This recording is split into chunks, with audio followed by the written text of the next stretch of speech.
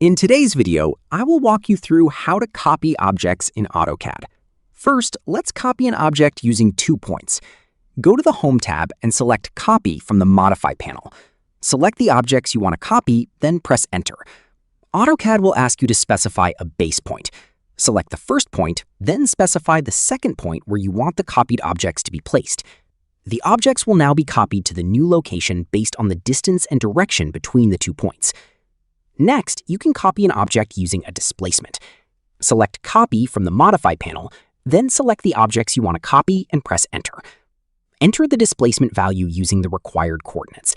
You don't need to include the @ sign because AutoCAD automatically uses relative coordinates. When AutoCAD asks for the second point, press Enter. The object will be copied based on the displacement value you entered. Finally, you can copy and paste an object using a base point. Press Ctrl, Shift, and C, or type Copy Base in the command line.